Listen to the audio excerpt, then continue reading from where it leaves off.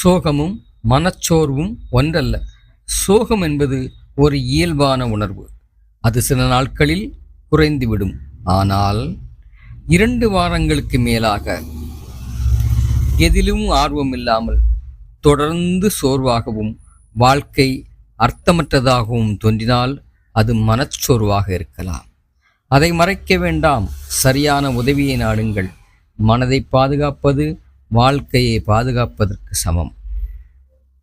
சோகம் மற்றும் மனச்சோர்வு இரண்டிற்கும் உள்ள வித்தியாசம் பற்றி இதற்கு முன் உங்களுக்கு தெரியுமா? உங்கள் கருத்தை கீழே கமெண்டில் பதிவிடுங்கள். குறிப்பாக ஒன்றை புரிந்து கொள்ளுங்கள். மனச்சோர்வு உள்ளவர்கள் எல்லோரும் ஒரே மாதிரியான அறிகுறிகளை காட்ட மாட்டார்கள்.